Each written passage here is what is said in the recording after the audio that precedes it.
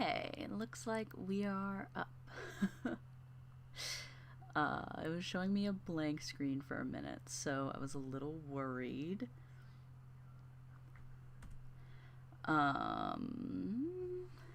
Okay. Just gonna wait for people to come in. Oh, I guess I'll go tweet about it. Lol. Tell me how you're doing in the chat. This is kind of just like a chill live stream. Didn't know if I was gonna do something today, but I figured I might as well do something, right? I'm gonna post about it on my Instagram. How are y'all doing? How are we doing today? It's gonna be like chill. It's gonna be like calm and chill. It's gonna be really cute. Yeah. I have a few questions from Instagram. If y'all want to ask questions in the chat, we can get some conversation started. We can get going with this. I kind of wanted to talk about my last video a little bit. If you haven't checked out my last video, please go watch it. Go click on it. Go enjoy it. I poured my heart and soul into that video. Oh, sorry. I have my microphone right here. I poured my heart and soul into that video. It really does mean a lot to me. Yeah. I'm live now. Come hang out.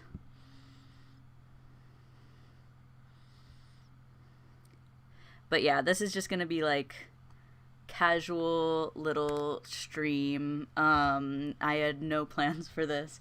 But I figured I might as well do one because I haven't streamed in a minute. I really haven't done a live stream in a while. Like, it's been a few weeks at least. Few weeks, maybe even like a month. I don't know. I miss streaming. But I was working on that video and it took me a while, and I started a new little like side job just to like get some spending money and stuff. But yeah, so I haven't streamed in a while, and I really want to start streaming again because I had a lot of fun doing it. And it's really, really cool to interact with my audience in a way that, like, I mean, like, videos give me, like, a certain level of connection with my audience because I can see the comments and I can, like, talk to y'all in the comments, but there's nothing like live streaming where, there's nothing like live streaming where you get to, like, talk directly to your audience. So, yeah, it's pretty cool. Yeah, everyone's asking, hello everyone, how are y'all doing? I'm doing okay, I'm doing fine. I'm really worried about my last video just because, like, I worked so hard on it and I just want it to do really well, and it's my first ever sponsorship. I cannot believe I got a sponsorship. That's so wild to me. Doesn't, like, I am so lucky that I can, like, turn this into a career potentially, or like at the very least, like, I can turn this channel into something that does a lot of good for a lot of trans people, and I can also support myself while doing it, which is really, really awesome and something that I never expected. But I'm just worried because it's like my first sponsorship, so it feels like it's gonna tell me how my sponsorships are gonna be moving forward, I guess. I don't know. Maybe I'm making too big of a deal out of it. I don't know. But I really want to do it. I really want it to do well. I really want my last video to do well. And also, I worked really hard on it. I spent a lot of time thinking about it and scripting it. It was actually in the works for a really long time. I don't know if y'all noticed or realized, but the me reacting live to my videos, I actually filmed me reacting to my videos like a few months ago, and I've just been scripting the rest of it ever since, because I reacted to my videos first to get an idea of like what I wanted to talk about, and then it wasn't until later I was like, okay, I can make a timeline of events going off of these videos about my like about how my identity has been shaped by the internet, and how the internet has shaped my identity in turn. Um, and so I thought that was a really cool angle, and I wasn't expecting to like get personal like that in a video, but I really like how it turned out, and I really hope that y'all enjoy it. Yeah, thank you all for being so nice in the chat. Y'all are sweethearts. I'm really glad that y'all enjoy my content and are enjoying my video and stuff. Um, yeah, I just I don't know. I'm just really lucky that I have an audience that'll enjoy my stuff regardless of what I post, but I work really hard to make everything that I post like high quality, and if I'm going to ask for like an hour of your time, I want to make it worth it, you know. Um but yeah, I'm just so amazed by the support and everything that y'all offer me and all the support. Anyway, let's do questions. Let's do some questions. If y'all have questions in the chat, I'll pull up the questions I got from Instagram. I remember getting a pretty good one. Um, I really had no plans for this live stream. I just decided to go live. Friend texted me. Give me 1 second. Um, I'm just exploring my gender identity, new names and pronouns, and you inspire me so much. Oh, thank you so much. Remember, when you're exploring your identity, like, you have so much time to develop that identity. Like, that's what my last video is about, like, how much your identity can change over time is so amazing, and it's so important that we, like, embrace that. I think there's a lot of pressure, especially like from cisgender society. There's a lot of pressure to like figure it out and then stick with whatever you figure out. But like identities and like human relationships and like human like consciousness is so much more complicated than that, and so much more susceptible to like societal changes, and like the world around us can change how we perceive our identities and how we express our identities. So like you don't have to, you can figure out a label that works for you in the moment, and then later a different label can come up. You know, you never know. Like, I don't know if I'll identify exactly how I identify today in like 5 years. You know what I mean? Just allowing yourself to like grow and like give yourself time to develop that identity and like figure yourself out, and then also just give yourself the grace to change and grow. And like, yeah, I think that I think sometimes we have this tendency to like go all or nothing on all of these identities, and like either you are 100% queer or you're 100% not, when just like it's so much more complicated than that, you know? But anyway, yeah. I'm gonna pull up Instagram, pull up some questions from y'all.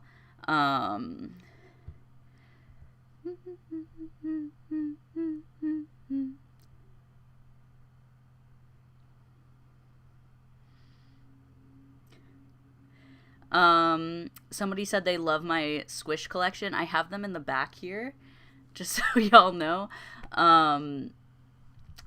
I don't really collect Squishmallows. I just think they're like really, really cute. And I went to the mall yesterday with a friend, and they just had like the biggest selection of Squishmallows I've ever seen at this one store. Like, I've never seen that many kinds of Squishmallows. And so I figured like I had to just get one. And so I got this little guy. And she's so cute. She's like, she has social anxiety, I think, which is just really cute. But yeah, I don't really want like 1,000 Squishmallows. I just think they're like really cute, and I think that they're like really squishy, and like I understand why people collect them though. I understand why people collect them, because they're so fun and they're so cute, and there's so many different types, and they all have little stories, and I think they're cute. I buy into the premise. I just feel like I would spend so much money on them if I actually collected them. But I have 3 right now, and I'm thinking that I want like just one of every size, maybe, is what I want. But I'm going to take my time collecting them. Like, I I don't know. I don't really want to like have like my whole bed full of squishmallows. That's not really like my thing. But I definitely understand why people like them so much. They're very cute. I have a friend who was so against them. They were so against squishmallow. Well, not like against them, but he just wasn't about them. He just like didn't. He thought like he was like too cool for them, I guess. I don't know. But then I had him like play with one of my squishmallows, and like instantly they fell in love with them, and like I thought that it was the sweetest thing. But anyway, these are my squishmallows. Those are the only 3 that I have, and I'll probably get more, but not too much more. I'm cis, but I've been trying to educate myself on trans issues for quite a few years, and I'm ace and queer myself and still questioning my orientation. Thanks so much for what you do. You're welcome. You're welcome. I just try my best to, like, I don't know, offer a more like open environment for identity expression. I think that our space, our queer space, is like growing, and I think that we really need to have more queer voices that aren't so demanding of choices and like, what am I trying to say? I think that we need queer people that are open to, you know, the fact that identities change, and that, you know, there's positivity in queerness, and it doesn't always have to be like in one way or the other. Yeah. You didn't really miss anything. We just got started. I'm kind of casually like looking through messages. If y'all want to answer or ask questions in the chat, you can. I'll also talk a little bit more about my video if you're interested in me talking about it. That's really like one of the big things I want to push right now is my last video, because I worked so hard on it and I want it to do really well. And it's also like my first time ever getting a video sponsored, so I want it to be successful so I can, you know, have a good relationship with sponsors moving forward. And I'm just really excited. Ooh, I keep hitting my mic. I hope that's not like popping your ears or anything. I'm sorry. But I'm just so excited about the future of my channel, and like how it could very potentially be something that like supports me, but also like supports other people. Like one of the things I'm thinking about doing is I have a lot of really interesting projects coming up that are in the works behind the scenes, but what I really want to start doing is like giving as much as I possibly can back into the trans community, with be that like binder giveaways, you know, supporting artists, like uplifting other trans people, right? Like I did a few videos where I wore t-shirts from trans creators. I would love to do more of that kind of stuff. I would love to start collaborating with other trans creators and stuff like that, because I really just want my channel and my platform to grow in a way that supports trans people every step of the way, I guess, which is kind of a little bit of what I talked about in my last video. But just to like reiterate, I don't want to like just use this platform to like make money for myself and like make a living. I really want to like put as much that comes my way back into the community that I'm advocating for, you know? I hope that makes sense. You haven't watched the video? I'll try not to spoil too much of it. I'm just talking about it like in general, but y'all should really watch this video. If you can't sit through an hour-long video, I totally understand. Just watch it like at your own pace. You can skip around. I always put chapters in my videos so you can like skip around to like what you're interested in. But yeah. Now that I'm a YouTuber, would I collab with Tyler Oakley? I would talk to Tyler Oakley. I would have Tyler Oakley on a live stream if he was interested. We've had like 1 or 2 interactions on Twitter, but I don't think that, so the first, he's like liked some of my tweets and like retweeted, well, maybe not retweeted, I don't know, I don't remember every interaction I've ever had with him, but there was one interaction that was kind of interesting. I kind of just tweeted like how kind of in response to like my obsession with Tyler Oakley, I kind of was like, I wonder how much of that was like uncomfortable for YouTubers, uncomfortable for Tyler Oakley, and how much of that fandom was like actually purposely perpetuated by Tyler Oakley and, you know, all the people that alongside Tyler Oakley that were getting major fandom. But anyway, so I tweeted something like that, and Tyler Oakley responded and was like, if you have the time, like, I could tell you so much about this. And I was like, absolutely, I would love to talk to you. I have all the time in the world. But he never responded, because I don't think that he thought that I was, like, actually being legit. Like, I would legit sit down with him and talk to him about all of that stuff.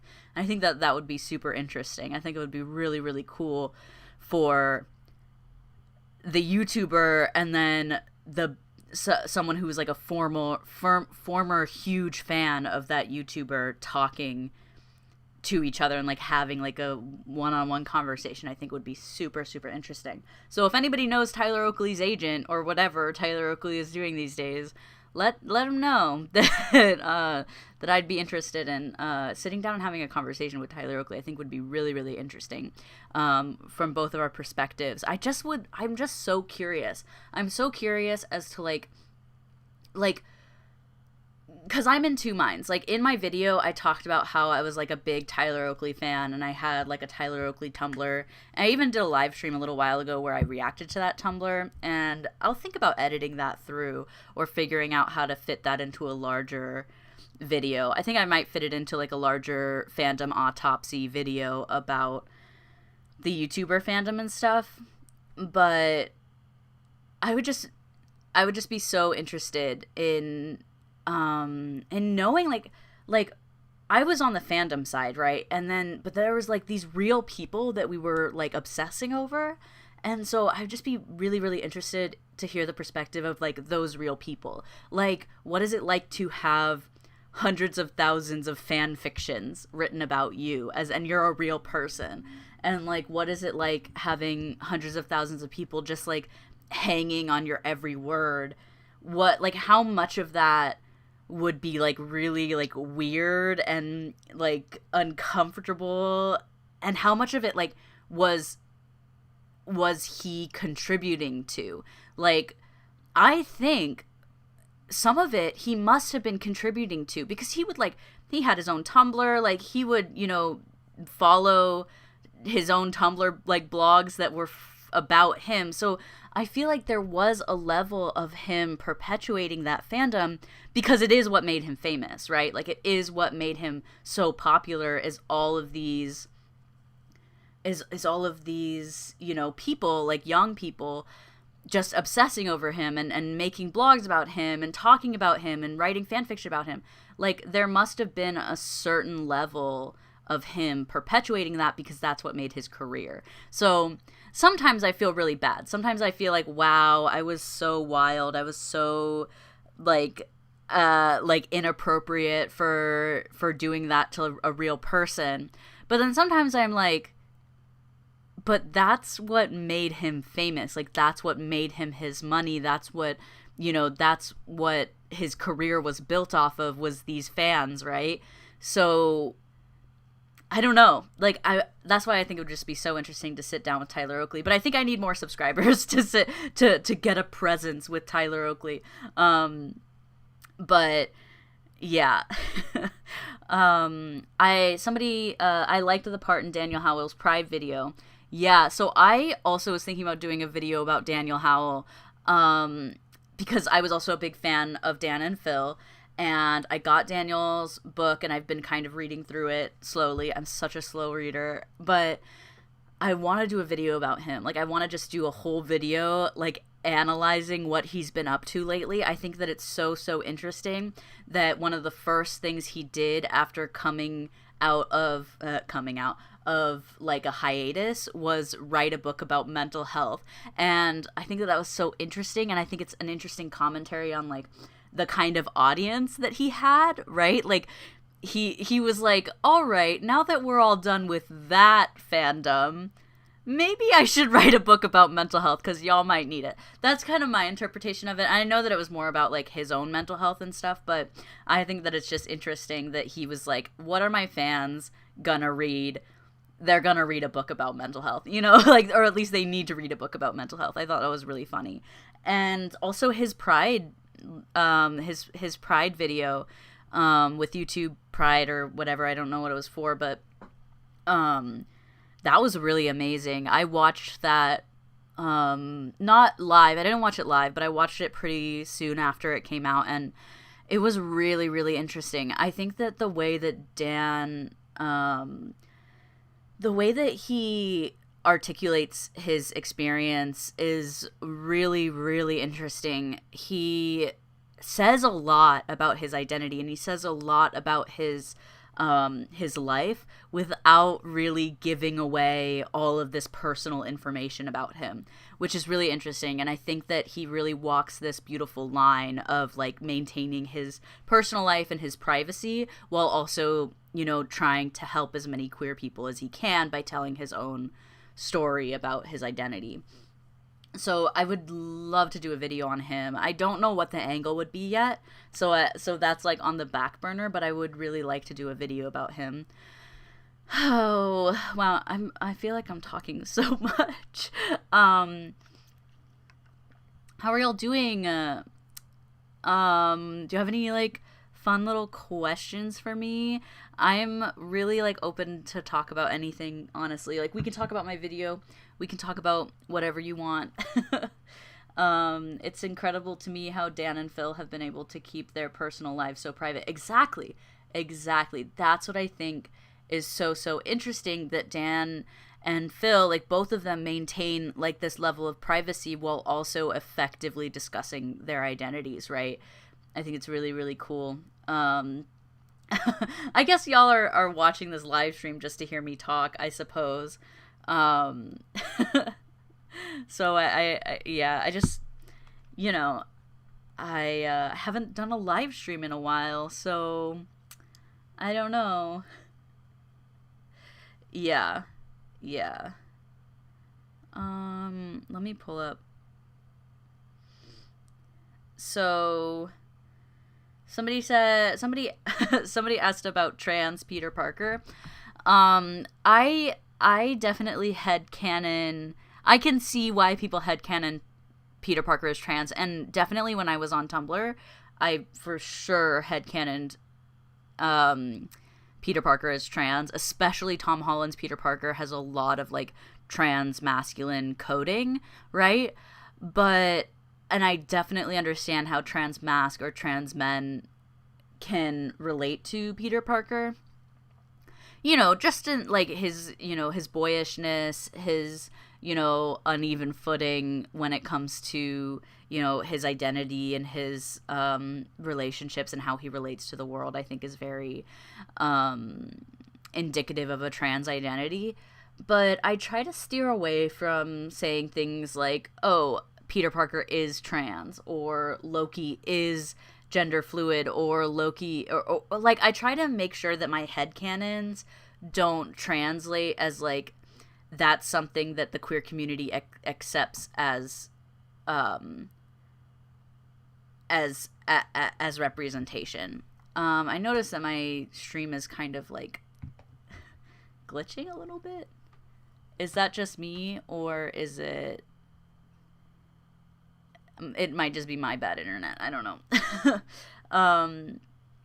But I try to steer away from making it. I think it's fixed now. I try to steer away from making headcanons sound like it's an accepted canon among the queer community, and I try not to, because I really want to hold like Disney accountable for like making real queer representation, and things like Loki being gender fluid, trans Peter Parker, you know, even bisexual Valkyrie, like all of those things are like really, really solid headcanons, but they are not representation in the slightest because it's not in the source material. And so sometimes I worry that people, I mean, I don't know, sometimes I worry that Disney will be like, well, look at all these headcanons, like, we're giving you enough information, like, why would we need to, like, actually have representation? And that's what they've been being able to get away with for so long, right? By not providing, like, real representation, they'll provide, like, these queer baiting and queer coding characters, like, yeah. So we saw it a little bit in Black Widow too. Not to like spoil anything, there is not to spoil anything, but like there is no queer representation. I don't think that that's a spoiler. There's no queer representation in Black Widow, but I just really, really wish that we could move from like headcanoning Marvel characters and actually like see queer representation, like real queer representation in those films, is basically what I'm trying to say. Yeah, I'm sorry about the lag. I don't really know where it's coming from. I probably have like too many tabs open or something. But yeah. I'm just gonna go ahead and like quit as many like programs and tabs as I can. But yeah, wonder what do you do if you're questioning your gender? I feel like I've questioned it, but I never let myself feel how I want.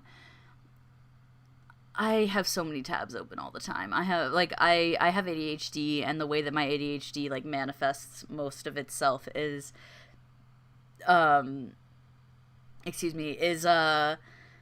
too many tabs. I have so many tabs open all the time, just because I always feel like I need to go back to them and stuff. But yeah.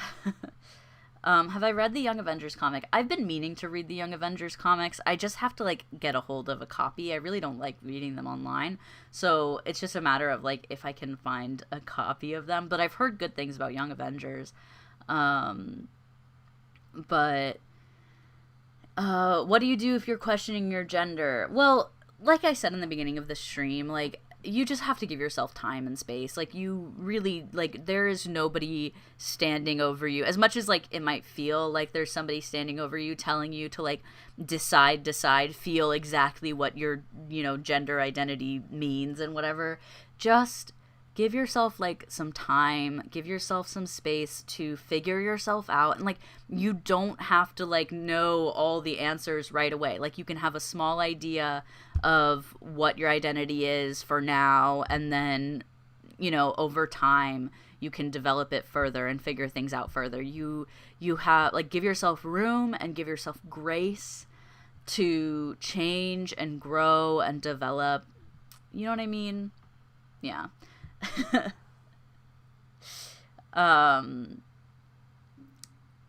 But yeah.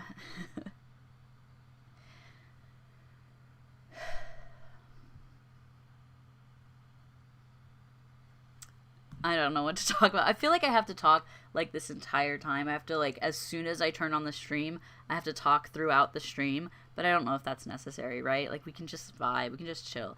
At some point I'll learn how to put music on my streams with OBS. I know that there's a way, but for now you just get like the sound of my computer fan whirring. Oh, I need to like get a better setup for my streaming. I'm just using like the webcam on my MacBook, but one day I'll have like a cool setup. Loki series opinions. That is a good question.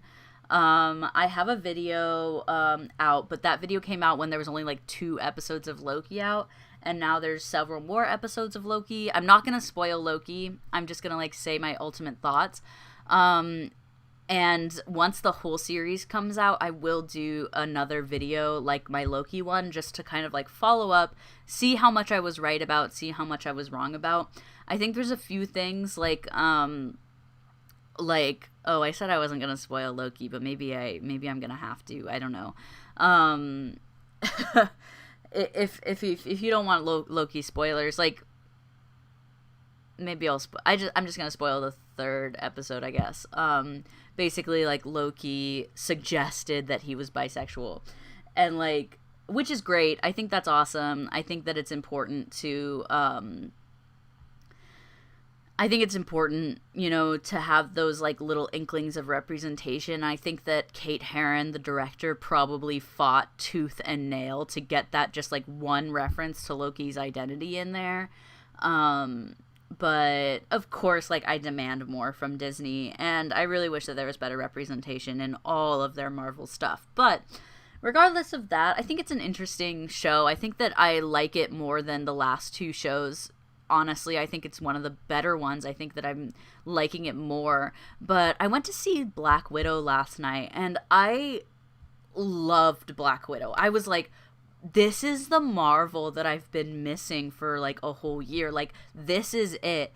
And then I kind of realized like why I'm not like super thrilled about the Marvel TV shows, and that's probably because it just doesn't have the entertainment value of like going to a theater on opening night and like watching like this whole story. Like you watch this whole story take place at once, and there's a start and there's a finish. Whereas like these TV shows, like you've got to wait every week for them to come out, and there's only so much they can tell in one episode, and like they're like not long enough to like tell like really cool intricate stories, but they're also like not short enough for you to like enjoy it all in one sitting. I just think that the Marvel series are like having a hard time finding their footing and their identity, because like I think Marvel movies are like or the Marvel story is so much better told through a cinematic experience. Like it's literally the Marvel Cinematic Universe. Like, so the TV shows are like, you know, always going to be a little bit anticlimactic if you're so used to like that amazing movie experience. So yeah. Yeah, that's kind of my hot take on like all the series have been just a little bit like underwhelming, right? And I think that that's like the main reason, is that the Marvel Cinematic Universe is not necessarily like something that's condensable into like a TV show, right? And it's not really something that like is meant to be enjoyed on your couch. I don't know. That's like my initial thoughts. Of course, there's like one episode left. There's like only one episode left of Loki. I don't know how they're going to finish it. I feel like they still haven't told us anything about anything. That's another really frustrating thing, is like these shows, they're so short, but they also are so terribly, terribly long. And they don't really tell you as much as you want to know, right? It's just frustrating.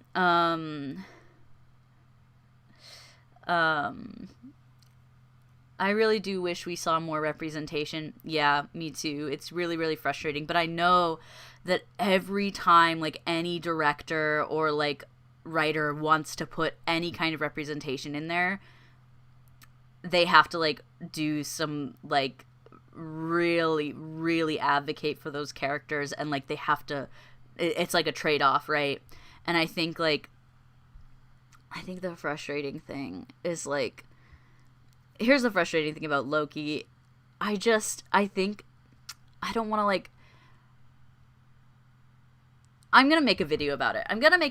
But I'm just going to say, like... So don't take this one statement as, like, my full statement on it, because I'm going to, like, have to sit down and, like, script a video about it. But, like, what's really frustrating is I said in my video about Loki, I said I think that they're straightening Loki out to, like, make him a good guy. And even though they've kind of moved on from... Okay, this is spoilers. This is spoilers for Loki. Sorry. I thought I could do it without spoiling it, but since you've got me talking about it, I said in my last video about Loki, I said that I think they're straightening Loki out in order to, like, make him a protagonist. And even though they're not making him, like, a cop anymore, even though he's, like, fighting against the TVA now, they're still straightening him out. You know what I mean? Like, and no bi erasure. Like, I'm not meaning bi erasure. I just think it's really frustrating that, like, yes, they admit that he's bi, but, like, they immediately set him up with a woman. I don't know, like, I'm so sorry. Like, I know that sounds so, like, bi erasure-y, but, like, I just feel like Loki and Sylvie is a ship for straight people, and it was invented in order for Disney to be okay with Loki being openly bisexual. That's it. That's all I'm gonna say. That's all I'm gonna say on that. You know, somebody is gonna clip that. Somebody is gonna clip that, and they're gonna be like, look, Brennan is biphobic. Brennan doesn't think that that bisexual people are valid if they're in straight relationships. That's exactly what people are going to say, and that's absolutely not what I mean. That's absolutely not what I mean at all. But I'll articulate it a lot better when I'm like sitting down, like making my Fallout video on Loki.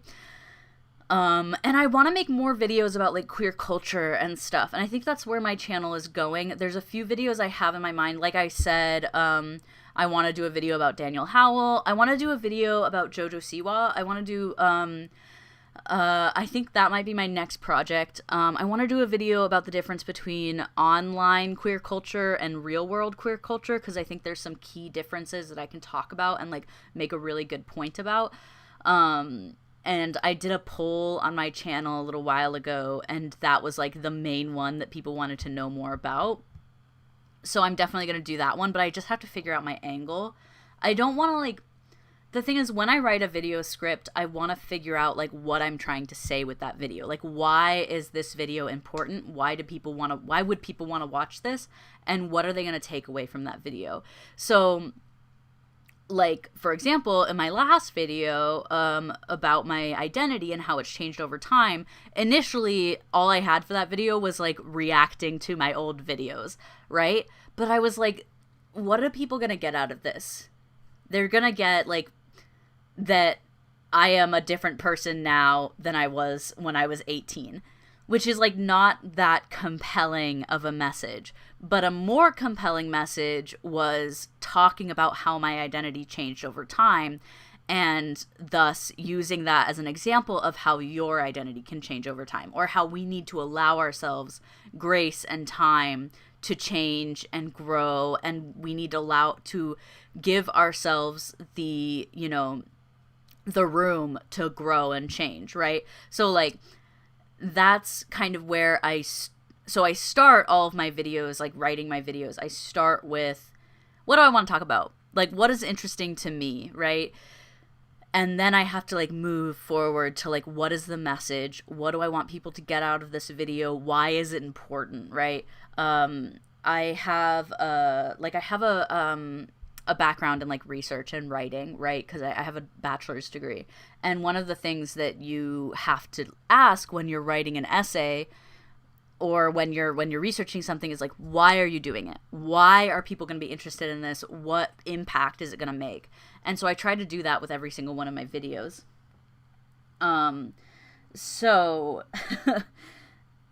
yeah. I don't know why I started on that tangent, but oh yeah, because I have thoughts and ideas for videos moving forward. I just kind of have to figure out like the angle I want for them to go, or like what the ultimate message is. Like, I want to do a video about Daniel Howell because I think that he's really interesting, but I don't know what the ultimate message would be other than like Daniel Howell's really interesting. But I have an idea for Jojo Siwa. I want to do, she might be my next video actually. I want to do a video about like how the internet talked about JoJo when she was underage. I think that would be a really interesting video, and I know the angle. The angle is how the internet treats women and young women and people and women in the spotlight, and how like gross and weird and sexist and misogynistic like otherwise really like progressive people will be about women on the internet. And I think Jojo Siwa and what happened to her and how people treated her and how grown men talked about her is like the best example for how like even like very reasonable commentary channels will just completely like exploit young women without even like batting an eye, right? And yeah, that's probably what my next video is going to be about, because I have most of it Like, I need to do some more research on it, but I have like most of it in my head and I know what I want to say with it. Yeah, so exactly, that's a good example. Somebody said Millie Bobby Brown. Yeah, so like I'm gonna talk about her a little bit. I'm gonna talk a lot about how there's so many examples of young women that are targeted or like criticized for certain things, and all of those things contradict each other. Um, like okay, so let's talk about it. So like Billie Eilish is criticized for not being sexual enough, or like not like having too baggy clothes, or like not having a perfect body. And then Millie Bobby Brown is being criticized for, you know, being too old, or like being too like I'm gonna say it better in the video, but like, you know what I mean? Like Millie Bobby Brown is criticized for like growing up too fast and like being too sexual too early.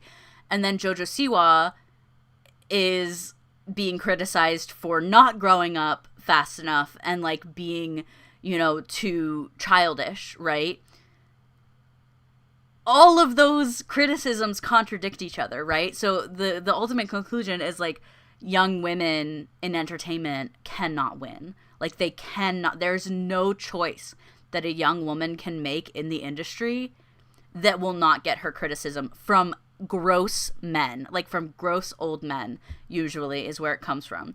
But what I want to like talk about a lot is like these reaction channels that made videos about JoJo in just like the most inconsiderate, like nasty ways. And they were talking about JoJo like back in 2016 when she was underage. And these are commentary channels that are otherwise like good guys. Like otherwise like they make pretty solid commentary content and they're pretty progressive. Like I'm not talking about like the obviously bad guys like Leafy is here, right? I'm talking about like James Marriott and iNabber. Like, you know, pretty reasonable dudes. But for some reason when it came to Jojo Siwa, they just like turned off all of their filters and like really didn't see what was wrong with the videos that they were making, because they were talking about a child. Like they were talking about a little girl. They were talking about a 14-year-old girl that was marketing herself to like babies, that she's marketing herself and making billions of dollars off of like little girls, right?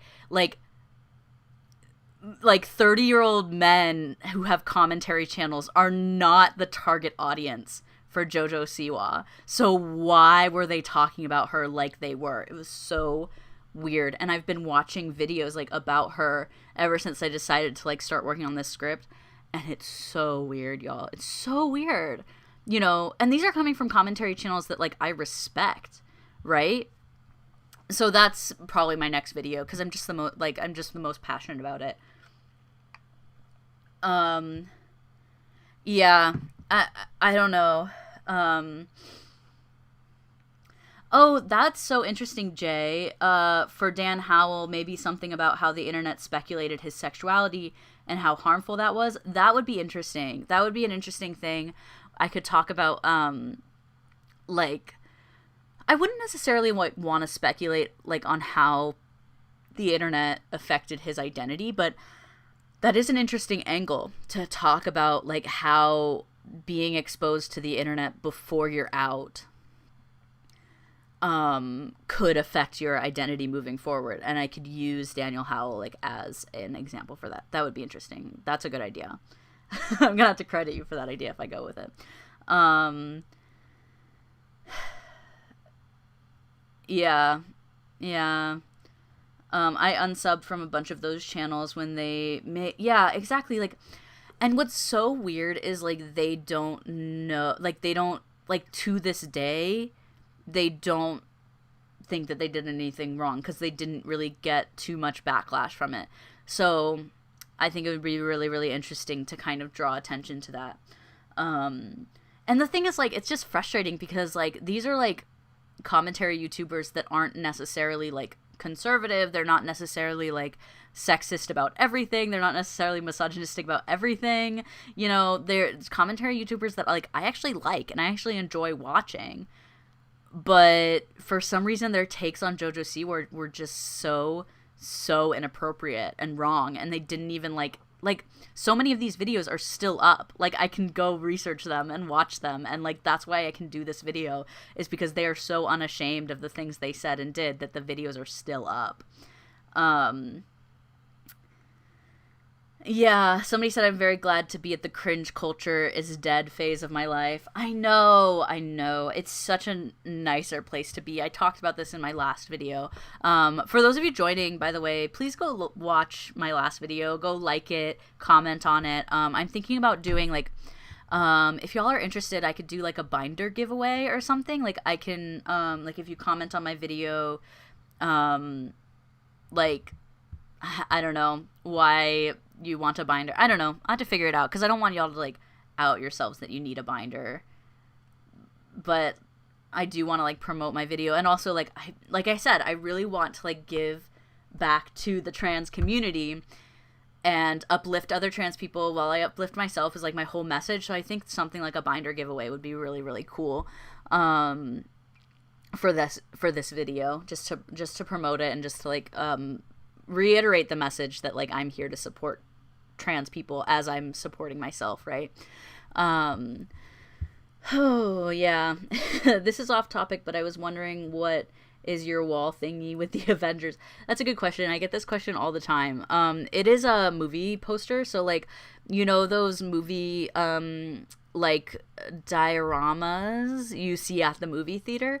You might not remember them now, because, like, nobody has been in a movie theater for a while, but it's basically one of those giant cardboard cutouts at a movie theater, and it was, like, being used at an AMC, and then I got it, like, off of Facebook Marketplace. Somebody got it from the AMC, and then I, like, drove down to San Diego using, like, my mom's RAV4, and, like, I just, like, shoved as much of it, like, all of it. It comes apart, but it really does, like, take up my whole back wall. Like, I don't know if it takes up my whole back wall. Like, the ceiling is, like, right there. And it really is, like, it takes up my whole room. I'm really surprised that I was able to, like, to get it in here. It took forever to build it, but it's up, and I love it. It's my favorite thing. I really, really like it a lot. I think it's so cool. I think it's so funny.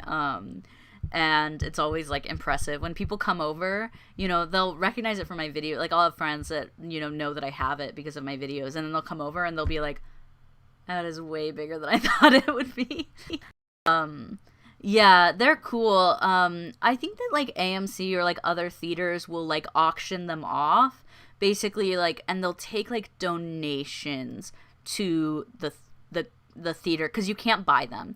You can't buy, like, they can't say this is $50, you can buy it, because it's licensed, right? So but they can, like, auction it off for, like, a donation or something. So that's what they do. I mean, like, I think it's so wild that I just found this on Facebook Marketplace, but, am I going to be on Malcolm's upcoming trans mask panels? Yes, if the schedules ever align. I have been wanting to be part of Malcolm's, I mean, I've been on Malcolm's live stream panels before, but my schedule is so different now that I started another job. That a lot of his streams are on the weekend, and I, like, need my weekends to, like, do my own video stuff. Like, I think and also, like, my family is doing a lot. The last one that I really, really wanted to be on, like, I actually really wanted to be on the last one.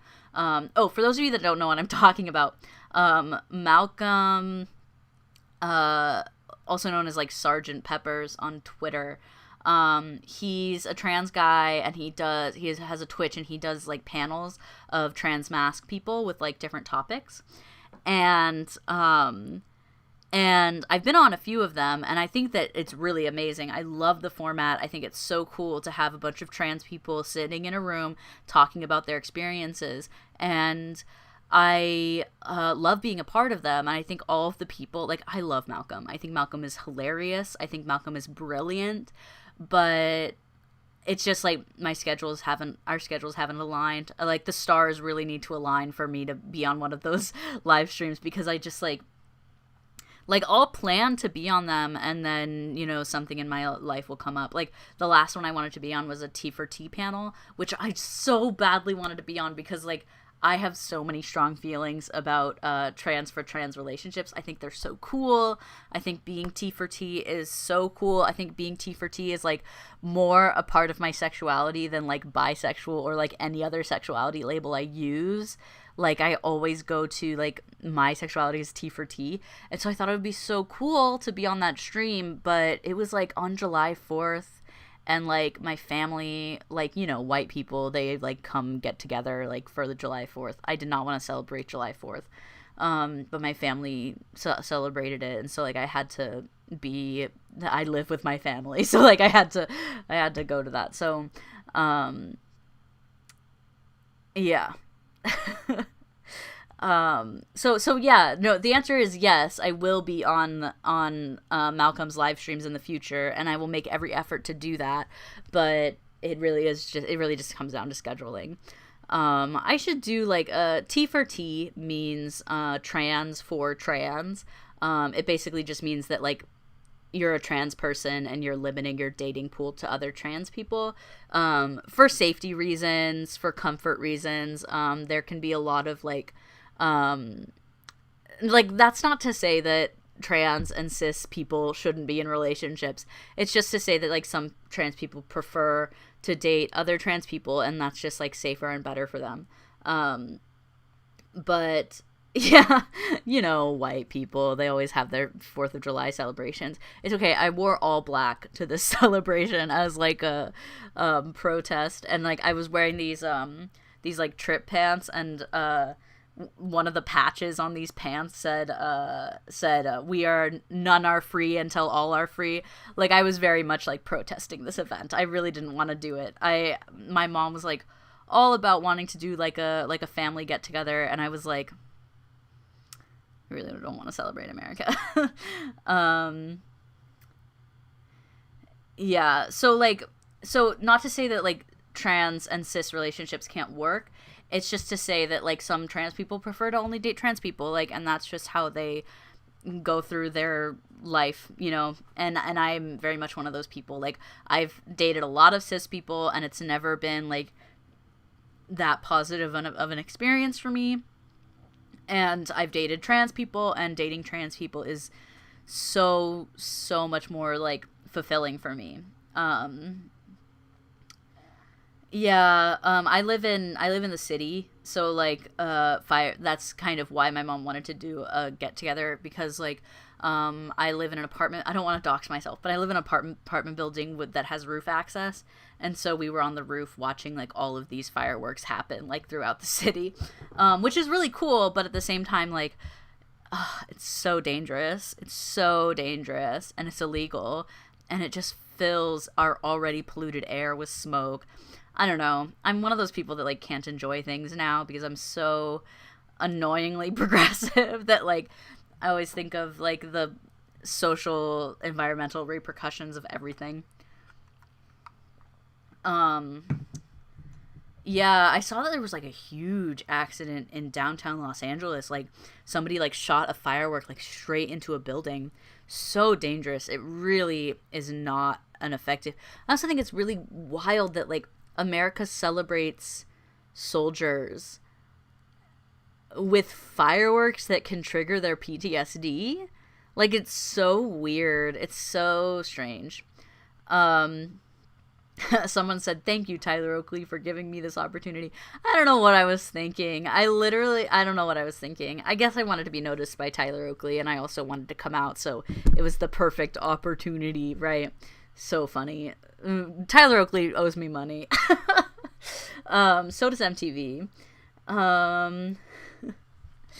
Yeah, I'll celebrate you, Liv. Somebody said my voice has gotten lower. Thank you so much. I don't think it's gotten low enough, but I think it has gotten lower. It definitely has gotten lower, especially reacting to my old videos. I was like, I might have cut this out, but there was a point where I was like, my voice has actually changed so much. I've been on T for a year. I started on low dose though.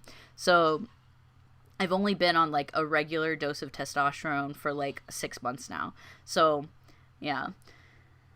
I went to the park today and found so many used fireworks. Yeah, I know, it's like terrible for the environment. It's so bad. Like the pollution, it's terrible for animals. They're really scared of it. Like, yeah. um yeah, Brandon Beck with Tyler Oakley. It might happen. Maybe if my channel grows a little bit more, if you subscribe, if you watch my last video and like share my last video with Tyler Oakley, tweet my video and like tag Tyler Oakley in it and be like, explain, America, explain. But yeah. I can't wait to start tea. I think tea really has helped me. I think that tea has given me way more acne.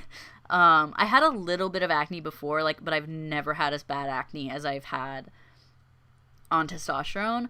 But eventually that'll go away, and I do appreciate like the voice drop. I think I feel more masculine. If I don't look more masculine, I definitely feel more masculine. So I think tea has been beneficial for me, but I don't know if I'll be on tea forever, to be honest. Would you make a video about your experience on tea? I think that I'm kind of done talking about myself on my channel. I'll talk about myself in like Q&As and stuff, and I'm thinking about doing a podcast where I'll talk a little bit more about myself, but my main videos, I don't really see myself talking about myself very much anymore. I'm very much going for like what Cops Hate Mo does, and or like, you know, Cops Hate Mo, what's another good example? Philosophy Tube, ContraPoints, Sarah Zed. They do commentary videos and they talk about like they analyze like social constructs and stuff like that without and they use their personal experiences to inform their content, but they don't necessarily like talk about their personal lives too much. And I think that's kind of the content that I'm kind of heading towards. I really, really, really do enjoy talking about stuff, and I enjoy talking about the queer community, but I also really, really enjoy having like my own personal life, and I have like my own private friendships and private family things, and I even have like a job that like is private. Like I really like, and my education is private. Like I really like having a private life. But I also like using like my own personal experiences to inform my content, but not necessarily, I don't necessarily want my content to be about my personal experiences, which gets a little iffy when like I'm advertising for like my like top surgery fund. For a while I really just wanted to get top surgery without anybody noticing, or not noticing, but I wanted to get top surgery without anybody knowing, but then there's like this whole issue with my insurance, so they made it like way harder for me, and I still don't know if my insurance is going to cover it.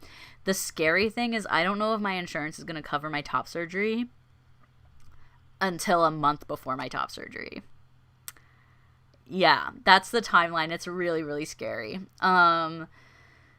But that's why I made the Ko-fi, and I might end up doing like a GoFundMe closer to the event. If my insurance does deny me, I'm gonna have to do like I'm gonna have to pay out of pocket. I'm gonna have to do like a fundraising blitz, or like a 24-hour live stream type deal to raise the money for it so I can keep my date, or I have to extend my date. Anyway,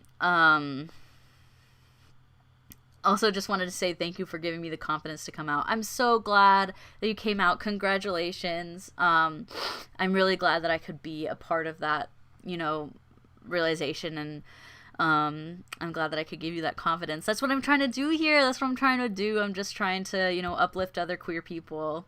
I really like your hair these days. Thank you so much. I'm gonna get it cut eventually. It's getting a little bit long. If you want to Venmo me, this is funny. It sounds like I'm just asking for money, but the way that I pay, so like I have a trans barber.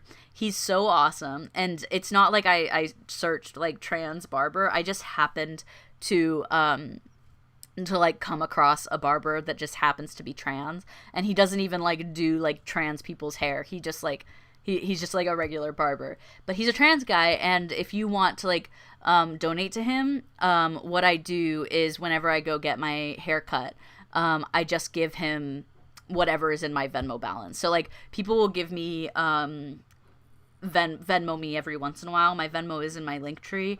And people will like Venmo me, and I don't necessarily, and that's kind of just like the understanding that like people just want to tip me just for whatever I need, right? Like if you want to like give directly to my top surgery fund, you can go to my Ko-fi. If you want to give directly to my channel and like my content, you can give to my Patreon. But if you just like want to like support me, right? Like you just want to like support my life, you can Venmo me.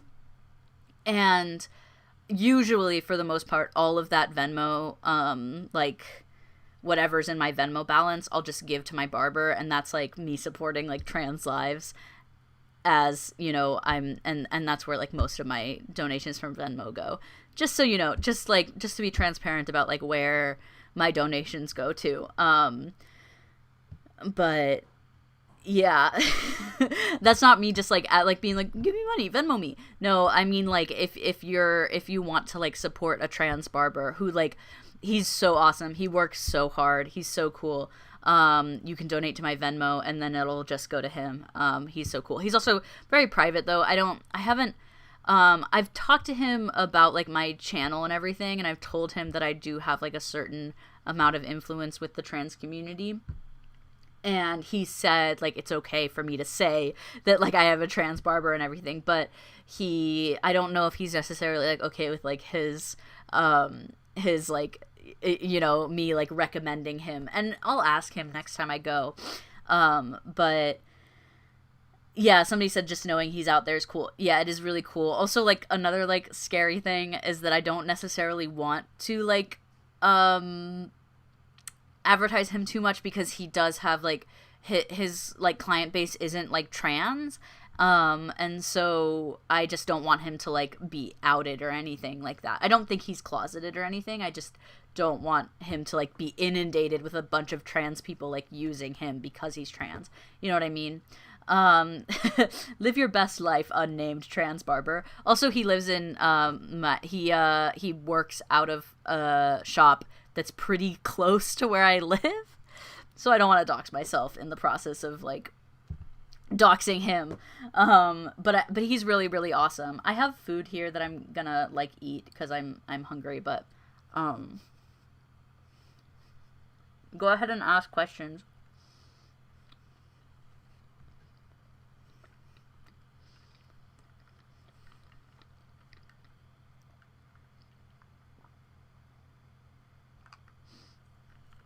Sorry. I just was like, I haven't really eaten that much. I just have pita and hummus is what I'm eating. But yeah. Hello Max, how are you doing? Hello Dean, how are you doing? If you could change one thing about the trans community, I would really love if we would stop arguing amongst ourselves. Like, I understand that there's like some discourse that is like important, but I think like 99% of the discourse that we have against each other is like so unnecessary and so like poorly representative of like what we're actually fighting for in the real world. So I would really love if we could like stop arguing about like neo-pronouns and like non-binary lesbians, and I wish that we could like actually talk about like what's important, and uplift each other more so than like fighting with each other would be really cool. Ooh, sorry. But yeah, I think that would be the best thing for the trans community, if we could just like start focusing on like building community, having like really, really more nuanced conversations about like about the intersectionality of transness, like how Black trans women are like the most highly affected for like hate crimes. I think we should really be talking about like all of the terrible things happening to trans people in the world and in the US. The legislation coming out, the anti-trans legislation. But anyway, someone says, how dare you be human? That was about me apologizing for eating. I just like don't want there to be like dead space where you guys are just like watching me like eat. Oh, I apologize if I say you guys. I know that that's not gender neutral. I try not to say it.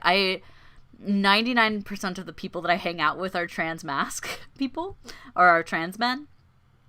or non-binary people who are transmasculine. And so I say like dude, guy, you guys all the time, and it's affirming for those kind of communities, but I totally understand how it's not affirming for like other trans communities. So I apologize if I say anything that is unnecessarily gendered. Yeah, I should start saying y'all more. I say y'all a lot. I say y'all a lot, y'all. um yeah, Alabama's getting really hit with anti-trans legislation. Tennessee, Arkansas. It's really, really becoming hard to be trans in America. I mean, it's always been hard to be trans in America, but like I think there's a lot of hypervisibility that's happening right now. That's not being helpful. What is your opinion on the difference between problematic trans rep and trans rep that represents flawed, fully fleshed out humans? I don't really understand your question. I think, yeah, I don't really understand your question. What's the biggest misconception of tea based on your experience? That is a good question. I think people think that tea makes you really angry, right? Like, that's one of the big things. And I think if you're like, I think that tea does kind of, I'm not a doctor, but I think that tea does have an effect on your hormone levels, and like which does have an effect on your mood. And so you really need to like check that. You really need to like go to therapy. You need to like be able to like recognize like what is hormonal and what is like true to you. I definitely feel more on edge more often. But to say that like outbursts and like anger is like just because of tea is really, really frustrating. Because that's not really like representative of what tea does. Yeah. And I think there's a lot more research that needs to be done about like anger and how like I personally feel like testosterone has definitely like shifted my moods to where like sometimes where I would have been like really, really sad, I feel more anger. Sometimes, or if I was like really, really, I don't know, it has shifted my mood. But if you're smart and you go to therapy and you like check yourself, you are able to control it, and you are able to recognize like what is like where those feelings are coming from.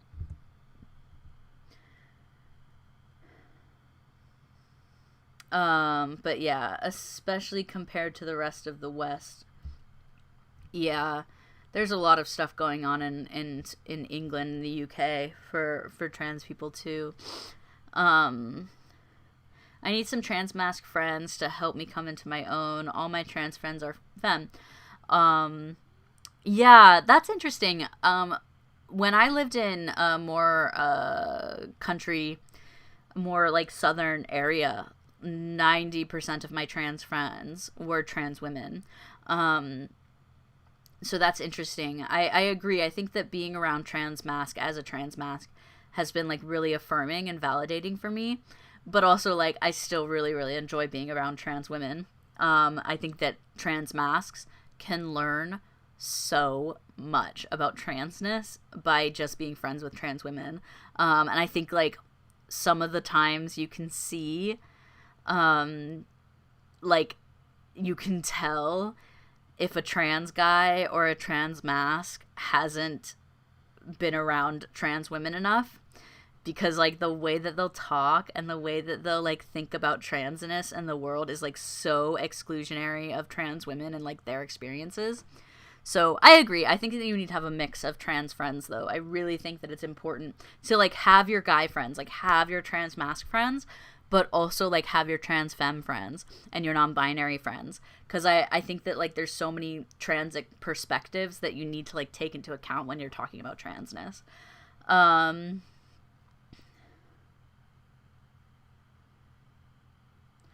um,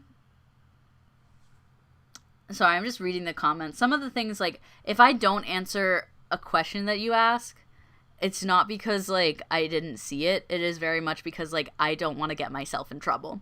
like like I really don't want to like throw out opinions on a live stream that I should probably script and like really really think about saying. There's a lot of things that I could say and that I believe that I don't necessarily like that I don't necessarily think I should say until I have fully formed an opinion that is like coherent enough to be understood. I can get canceled so easily. I've gotten canceled before several times, even on opinions that I've thought about very deeply. So yeah, if I'm avoiding your question, it's not because I haven't seen it. Yeah, I really wish the trans community could just get along, honestly. Make all trans mask watch Pose. Yes, I think Pose is such a good show. I think Pose is so, so cool. Yeah, and I think it's a good place for all trans people to start. And trans allies. I think trans allies should really, really watch Pose. I think it's so good, and they should take it to heart, not just see it as entertainment. Do you still cosplay? That's a good question. I haven't had I will cosplay for a convention. That's kind of how I do cosplay, is like I'll get tickets for a convention and then I'll make a cosplay for that specific convention. I don't really cosplay like in my free time, right? It's because I want to have like, I think cosplaying is so much fun, but I want to like be the way that like my brain works is if I'm going to work hard on a cosplay, I want to have a specific destination to wear it to. So if ever I'm, you know, if ever I go to another convention, I don't know if I'll do that in a while because it's so not COVID friendly. Conventions are so not COVID friendly at all. But whenever I go back to a convention, yes, I will cosplay again, and maybe I'll make a video about it. Maybe by then I'll have like a vlog channel and I'll do it. Yeah, I think it's going to take a while for me to feel comfortable at cons again. I know that conventions are happening again, but like conventions are just a special type of icky now that like the like all we know about how transmission works. Like conventions, like you just have these like massive amounts of people who are like not necessarily not to generalize, but like most of them are like not necessarily used to like human that's so mean. Never mind. You just have like these massive groups of people, and you're like waiting in lines, you're being like shoved into like these tiny like convention halls, and like you're talking like face to face to like vendors really closely, and you're, you know, even like on panels, you're like in these small rooms sitting like really close to other people. I just like don't think conventions are like, I think conventions are like so icky now. Like I really just think conventions are so icky, and I feel bad for saying that, but like I don't know, I've had a lot of convention experiences, and they've all been, and like you're hugging people that you don't know because like you'll see cosplays that you like, and you might end up like saying hi or hugging them, you know. There's not really a lot of like, I don't know, I just like conventions are a special kind of icky. Oh no, someone's gonna clip that and be like, Brendan hates nerds. Brendan hates nerdy people. I'm so like, I talked about this in my last video. Lollapalooza. I don't know what that is. Well, I think I've heard of it. I think I know what you're talking about. Yeah, you were a germaphobe before COVID. Yeah, I think a lot of people are gonna come out of this pandemic like hypochondriacs. I think there's gonna be a lot of like germaphobes that weren't necessarily germaphobes before. I certainly like am more hyper aware of like transmissions and stuff like that. So, you said people should watch Pose. What other things do you think trans people should watch? That's a good question. I think Pose is one of the best shows for trans representation. I have to think about it. What did I really like? To be honest, like I don't watch that much TV. I'm the kind of person that just like watches like one or two shows that I really like. But I'll think about it. I think a lot of people were recommending Owl House on Disney. There's another She-Ra I've heard is good. Yeah. Aw. Hey, Bunny, how are you? You're also my fave mutual. Yeah, IDK about y'all, but I am not breathing other people's air. Yeah, I know like how much we know about like transmission and like how our germs are like spread and shared is so gross now. Oh, Owl House. That's interesting. For a kid show, there's a lot of toxicity. That's interesting. I'm gonna watch it. So in my Loki video, I basically said like the only queer representation I've seen from Disney is High School Musical the musical the series has a gay character, but that was coming from like my limited knowledge of Disney TV shows. But apparently there's this TV show called Owl House that a lot of people were saying like has good queer representation. So I haven't watched it. Yeah, somebody said Owl House is awesome. Yeah, so I don't know. Maybe there's toxicity. Maybe it's awesome. I don't know. I'm gonna have to watch and decide for myself. Hi Ari. How are you? Glad you're here. Glad I have a mod in my chat. Yeah. I think I'm gonna keep wearing my mask for a while. I've been vaccinated for a few months, and I'm still keeping my mask on forever. But yeah. So anyway, so my last video I talked about my experiences online, and my identity changing, and I was just wondering if y'all had like any questions about that video. I really want that video to do well. I think I was saying in the beginning of this live stream, like I really want that video to do well for a few reasons. First of all, I just worked really hard on it. Like I spent several days editing it, and I've spent weeks scripting it and thinking about it. When I filmed myself reacting to my old videos, I actually filmed that a few months ago, and I've been scripting and like working on an angle since then, and so I was able to come up with this cool idea where I react to my old videos, which is just like a fun clickbaity kind of thing, but I also like talk about my identity and how it's changed, and like draw this ultimate conclusion on like reclamation of like past insults like transgender, and also like giving yourself grace to grow in your identity, right? And then also, so I just want it to do well because I think it has a lot of like powerful messages for trans people that are like coming into their own right now, and I think it has a lot of powerful messages for like the people who were negatively affected by things like transgender and like all this like cringe culture shit.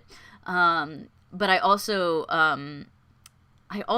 really just want it to do well because it's the first video I've ever had a sponsorship for, which is like so wild to me. I didn't think that I was like big enough to like justify a sponsor. So the fact that Atlas VPN like really trusted me and like wanted me, and I wanted that, you know what I mean? Like I'm really appreciative of that sponsor, and I'm really excited for it. And so I just want the video to do well so I can show other sponsors that like I'm doing good things for the community. And then the more sponsors I can get, the more I can give back to the community. So like I was thinking for this video, I haven't really like worked it out all in my head, but for this video I want to do a binder giveaway, and I want to just do like maybe tomorrow I'll like kind of work through it and figure out like exactly what I want to do with it. But I just want to do like a little like binder giveaway just to show that like as I grow, I want to like help other queer people grow.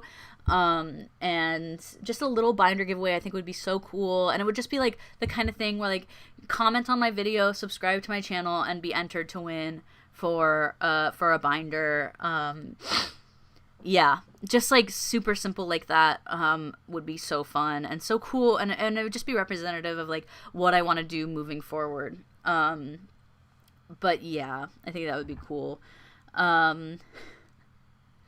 Yeah, I have had a really unique experience with the internet.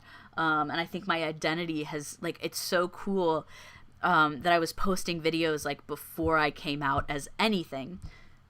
Excuse me. So it's so cool that I'm able to like really walk through how my identity has grown by walking through my experiences on the internet.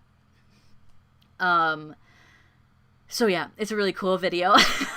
This is just like a big commercial for my video. But yeah, I really think it's a fun video, and I really would appreciate it if you went in and watched it, and clicked the link in the description for the sponsor. Oh, 99% of creators are sponsored for VPNs. Yeah, I know, but it's kind of wild that I would get a sponsor at all because of like my subscriber count and stuff. And it's been really a joy working with this sponsorship. So like, I think it's special. Like, I just think it's special. I think it's special because like it's a sponsorship and it's a company that believes in me and like wants to be in my videos. But yeah, I would love to be sponsored by Audible. Being sponsored by Audible would be so simple, right? And I like audiobooks, so yeah. um Binders, Willow, that's a good thought. I think that if that's what works for you, like that's really great, but I would steer away from like suggesting that binders are risky point blank. I think binders, the way that binders have been developed recently can be safe. And you know, of course, you have to wear them in a safe way. You can't be wearing a binder for like 12 hours, right?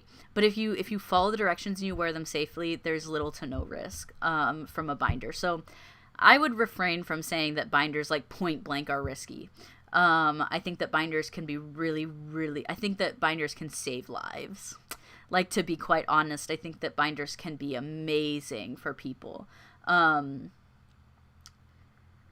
Yeah. I think that the way that binders are being created now by like really responsible binder companies, and if you follow the size, if you wear it properly, if you follow the directions, like it's not risky at all. And if you listen to your body too, like right now, like I'm not wearing a binder right now just because like it's the end of the day. I don't want to, I didn't have any reason to wear a binder today. And I want to like keep my body protected, right? And you have to listen to your body when you wear binders. Somebody on my Instagram actually asked me about binder safety. And I think that like binder safety is obviously different for every person. And I'm not going to sit here and tell you how to wear a binder. I think like I think it's pretty like like binder safety is pretty readily available information. Find a size that fits you. Don't go undersize. Don't wear it longer than 8 hours a day. Give yourself rest days. Listen to your body. If your body is hurting or your ribs are hurting or or you feel pain in your body because of the binder, take it off. Listen to your body. And yeah, I really think that I think that binders can be very safe. And also, like, if you talk to like a reputable top surgeon, another fear about binders is that if you wear a binder too much, like your skin will like not be good for top surgery, which is a huge misnomer. Like if you talk to like any like reputable top surgeon, they will tell you that they've never like denied anybody surgery because they wore a binder too much. Like that's a huge misconception about binders. So I think binders are good. I think binders can be helpful. And if you're not the kind of person that can wear a binder, that's okay. I have a friend who, just does not like the feeling of binders, and that's fine. I have friends who have like lung conditions and stuff, and they don't feel comfortable in binders. That's fine too. And they use like tape or sports bras and stuff. Like, every trans body is different, and everybody has different needs, and everybody has different expectations for how they want their body to look. And so, yeah, I think it's so important to respect yourself, respect your body, and listen to your body, know what's best for you, know what's important to you, and make your own personal decision about wearing a binder or not wearing a binder. But it's just don't like spread negative or misinformation about binders, because the only person you can make commentary on or decide for is yourself. Yeah. That's what I'm going with. That's what I'm saying.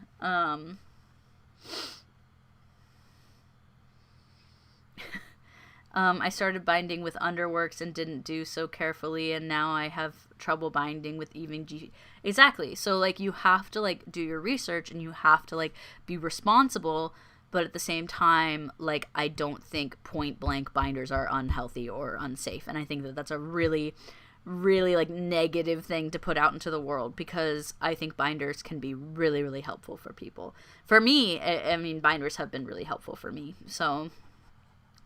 I've never ever heard of the pronoun a. How is it pronounced? It's just like they, them, without the th, is how I explain it to people. I don't know. I'm thinking about getting rid of the a, to be honest. Not a lot of people use it for me, and it's gotten to the point where, like, people just ignore it. So, like, I don't know, I might just get rid of it. I really like am, but it's just not normalized enough for it to be, like, a productive pronoun for me. I tabled at Comic-Con, and 2 trans men came up and talked with me and a friend about wanting to make clothes, especially for trans people, because clothes are made for cis people. It was interesting. There's a lot of companies that do stuff like that. There's this suit company called Bindle and Keep that does, I talked about them in my last video. They were on this documentary called HBO's Suited, or Suited, it's an HBO documentary though. And they make tailored suits for trans bodies, which is so, so cool. There's a lot of companies like that are starting to come out with, like, really, really trans-centric clothing. And I'm probably going to do more research on that and, like, promote more companies like that, because I think they're so cool. Yeah, that's the thing. Somebody said, doesn't including a make it more normalized? I agree. So, like, I am constantly having this struggle of, like, I want to use am pronouns, but people don't use them for me that much, and also, like, I want to normalize am pronouns, but, like, also, if nobody uses am pronouns for me, like, how much am I normalizing it? I don't know. It's something that I'll ponder for the rest of my life.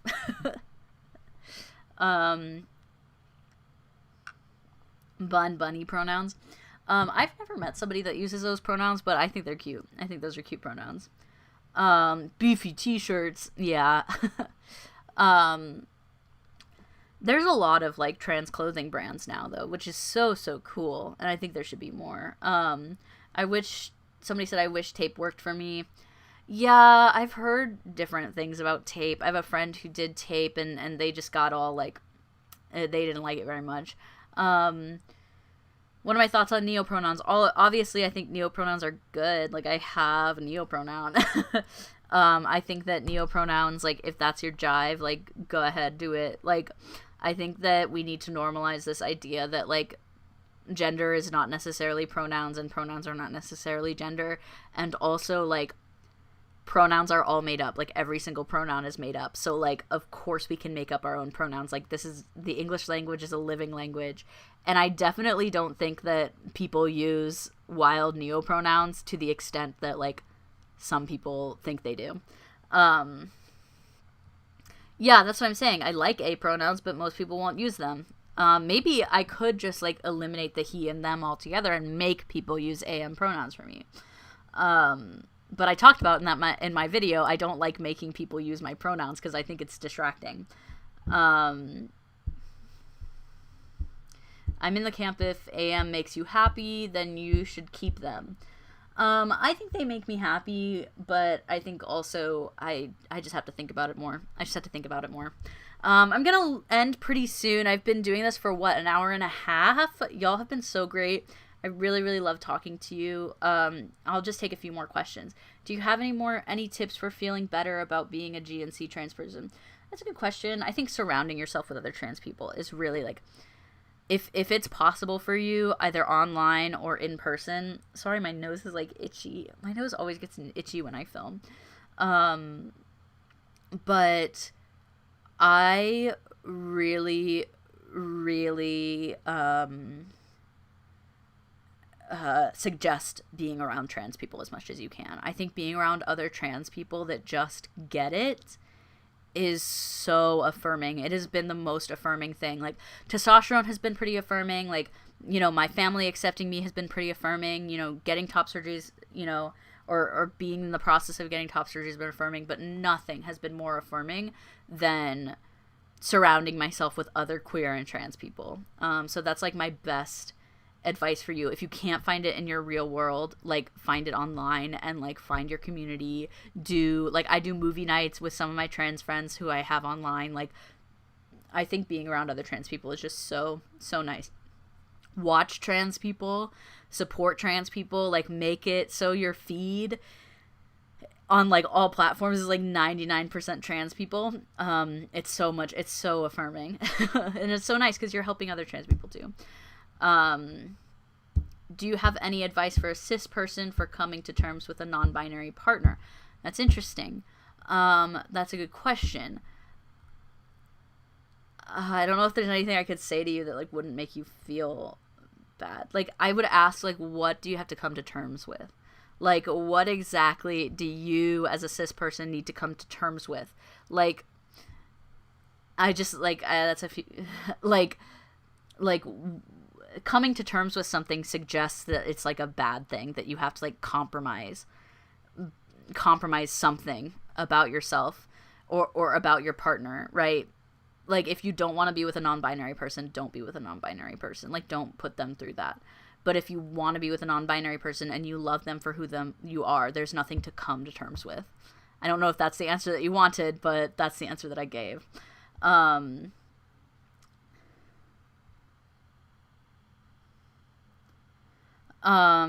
Yeah, I think just like learning as much as you can, listening as much as you can, believing them as much as you can, and like, if it doesn't work out for you, like, don't put them through that. Like, don't put them through you trying to figure out if that's okay for you. Like, if it's not okay for you and you have like a gut feeling that being with a trans person is not for you, like, don't put them through that, through like you trying to figure that out. Anyway,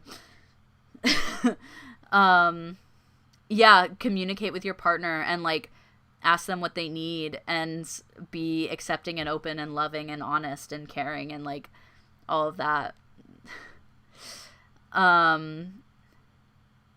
When will the heat wave end? I don't know. I'm not getting too much of it because I live in Southern California. I'm so lucky that I live in like one of the most mild tempered places, but it has been kind of warmer. It has.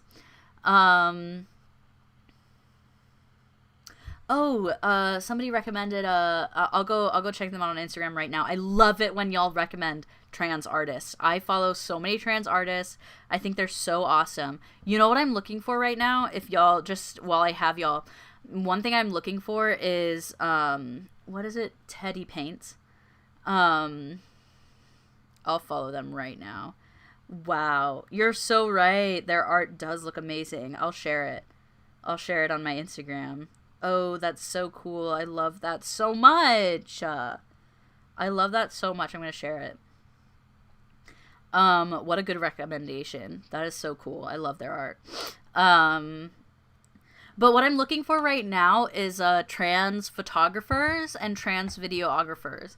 And trans editors. I'm looking for 3 major groups, and I'm looking for trans videographers, trans photographers, and trans editors.